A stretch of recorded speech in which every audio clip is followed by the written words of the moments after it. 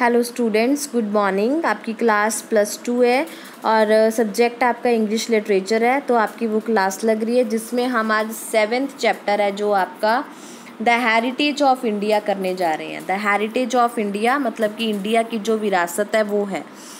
इस चैप्टर में समरी पढ़ रहे हैं हम। Raja Ram Mohan Roy was a great social reformer. आपने सबने नाम सुना होगा। राजा राम मोहन रॉय एक ग्रेट सोशल रिफॉर्मर थे। Vivekananda also preached the service of motherland. Vivekananda थे जो वो प्रीच्ड होता है जो धार्मिक पढ़ाता हो, धर्म के बारे में पढ़ाता हो, वो अपनी मदरलैंड के बारे में सर्विस देते थे। Mahatma Gandhi also consider social service or religious duty. Mahatma Gandhi भी कंसिडर करते हैं कि वो सोशल सर्विस करते थे एक रिलीजियस ड्यूटी के तौर पे। If we look at their idea and their principle, अगर हम इन तीनों के आइडियाज़ और प्रिंसिपल सिद्धांतों को देखें, it will be clear that they were deeply impressed by western ideas. तो हमें ये क्लियर हो जाएगा कि इनके जो थॉट थे, आइडिया थे, वो वेस्टर्न आइडिया से प्रभावित हुए थे।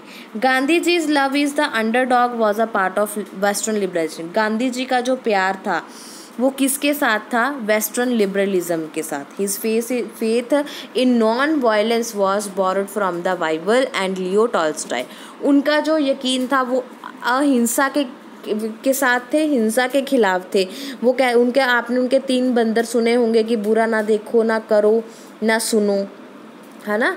तो इस तरह ना बोलो। तो इस तरह से वो जो ये बातें उन्होंने कहाँ से ली थी? बाइबल से और लियो टॉल्स्टॉय जो कि एक रशियन का बहुत बड़ा राइटर है, उससे लिए गए थे। Tilak and Subhash Bose before him. Gandhi ji से पहले तिलक और सुभाष चंद्र बोस थे जो had advocated the case of cause of violence. वो वायलेंस करना चाहते थे and path to of revolt, और उन्होंने विरोध किया था। His view on women's right were also result of western influence। उन्होंने जो वीमेन के राइट की बात उठाई थी वो भी कहाँ से आई थी? वेस्टर्न से आई थी। इन सिंपल वर्ड, अगर हम साधारण शब्दों में कहें, he was less orthodox and conservative, और बहुत ही कम कंजर्वेटिव थे और ऑर्थोडॉक्स थे।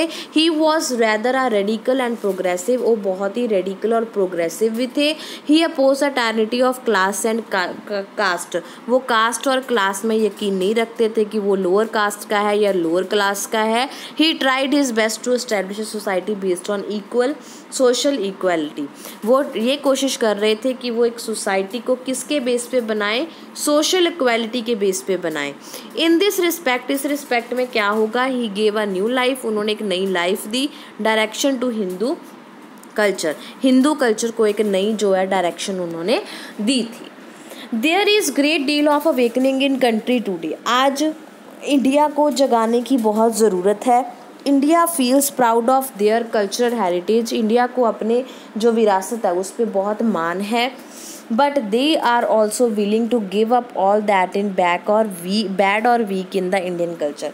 पर वो साथ में ये भी चाहते हैं कि जो इंडियन कल्चर में बुरे और वीक जो रिचुअल्स हैं उनको छोड़ दिया जाए। They are ready to learn anything valuable from other sources. वो दूसरे सोर्सेज से कुछ भी जो उनको लगता है कि ये वैल्यूएबल है वो सीखना चाहते हैं। Indian festivism and travelisms are fast disappearing. India में से जो फेस्टिनिज्म है वो सब कुछ ख़त्म हो रहा है। It is true that India is facing a large number of political and economic problems. हमें पता है कि इंडिया पोलिटिकल और इकोनॉमिक प्रॉब्लम से गुजर रहा है। बट डिस्पाइट दिस, पर इन सब के बावजूद India will not break away from their old culture. पर इंडिया अपने पुराने कल्चर को, अपनी पुरानी सभ्यता, अपने पुराने रीति रिवाजों को नहीं छोड़ता।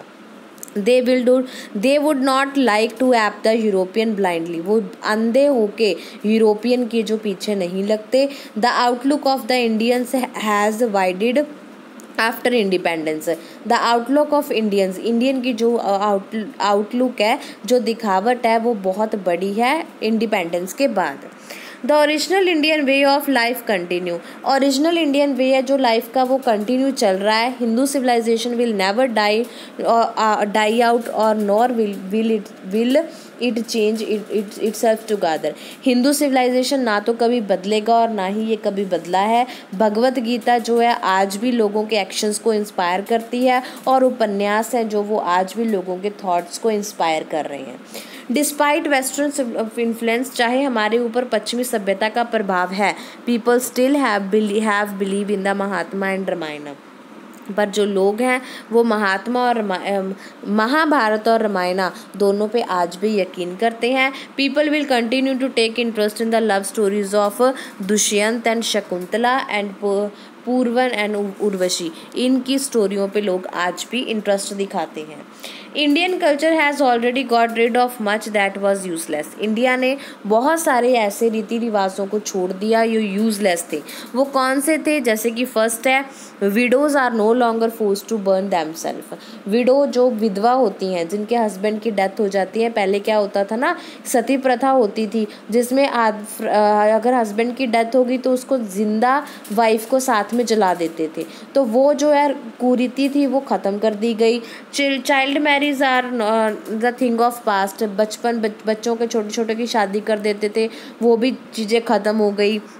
The hold of caste is also weakening. जो कास्ट को पकड़ के चलते थे कि हमारी कास्ट ये है, वो भी ख़त्म हो गया। Untouchability is no longer practised. अब अछूत की जो रीति थी वो भी ख़त्म हो गई। Brahmins and the lower caste people travel together in buses and train. जो ब्राह्मण थे वो लोअर कास्ट के साथ खाना नहीं खाते थे, उठते बैठते नहीं थे, पर आजकल ट्रेन्स और जो बसेज हैं उनमें साथ में सफ़र करते हैं। Temples and other public places are open to the Harijans. Harijan के लिए पहले ये चीज़ें ओपन नहीं होती थी, अब सब कुछ ओपन हो गया उनके लिए। India is fast changing. India में बहुत बदलाव आ रहे हैं।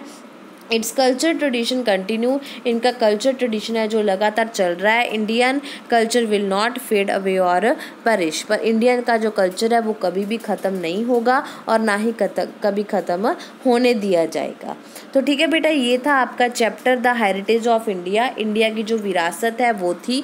इसमें हमारे ऊपर पश्चिमी सभ्यता का प्रभाव तो है, पर वो इतना क्या है कि हम उसमें से यूज़फुल चीज़ें ले रहे हैं। जो हमारे यूज़लेस रीति रिवाज हैं वो हम ख़त्म कर रहे हैं, जैसे कि विधवा को साथ में जला देना, बच्चों की शादी कर देना, लोअर कास्ट क्लास से हो गई, ये सब कुछ ख़त्म हो चुका है। इंडिया अब आगे से बहुत तेज़ी से डेवलप हो रहा है। तो ये पर इसके साथ साथ इंडिया की जो कल्चर है, रीति रिवाज हैं, जो आज भी लोग रामायण और महाभारत पे यकीन करते हैं, वो सब कुछ आज भी बना हुआ है।